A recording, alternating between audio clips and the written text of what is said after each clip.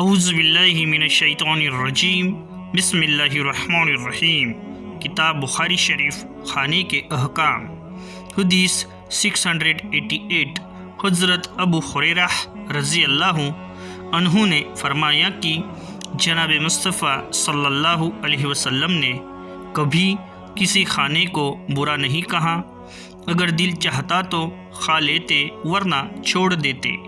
وجاہت کھانے کے آداب میں ہے کہ اس میں عیب نہ نکالا جائے، یعنی یہ نہ کہنا چاہیے کہ اس میں نمک تھوڑا یا زیادہ ہے، یا اس کا شوربہ بہت پتلا یا گاڑھا ہے، یا اچھی طرح پکا ہوا نہیں ہے، کیونکہ اس سے پکانے والے کا حوصلہ ٹوٹتا ہے۔ فتح الباری۔ حدیث 689۔ حضرت سہل رضی اللہ عنہ سے معلوم کیا گیا کہ تم نے جناب مصطفیٰ صلی اللہ علیہ وسلم کے زمانے میں میدہ دیکھا تھا؟ انہوں نے کہا نہیں۔ ان سے پھر پوچھا گیا کہ تم جو کے آٹے کو چھانتے تھے؟ انہوں نے کہا نہیں، بلکہ پھونک مار کر بھوسا اڑا دیتے تھے۔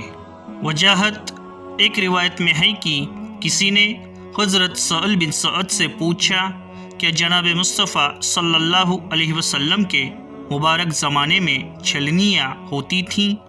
انہوں نے جواب دیا کہ پیدائش سے وفات تک جناب مصطفیٰ صلی اللہ علیہ وسلم نے چھلنی کو دیکھا تک نہیں۔ حدیث 690۔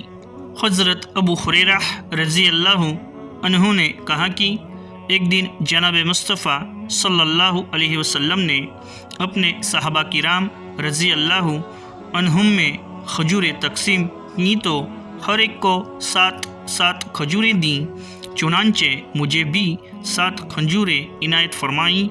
ان میں ایک سخت بھی تھی، ان میں کوئی کھجور مجھے اس سے زیادہ پسند نہ تھی، کیونکہ میں اسے دیر تک چباتا رہا۔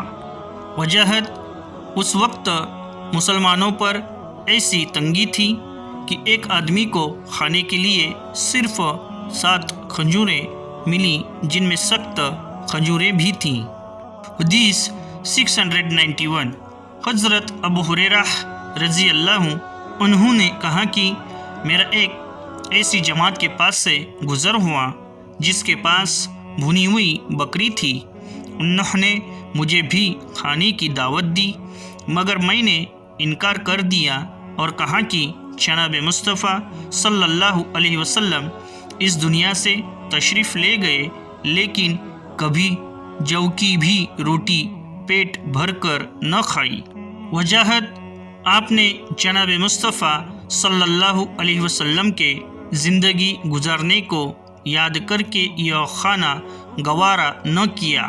فتح الباری۔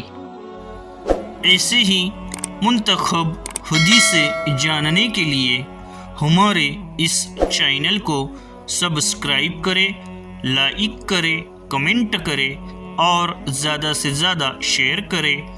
آپ کا موٹیویشن ہمارے لیے بہت ضروری ہے۔ اللہ تعالیٰ دین اور حدیث سمجھنے کی نیک توفیق دے۔ قرآن، حدیث اور بچوں کو دین سکھلانا ماں باپ کا فرض ہے۔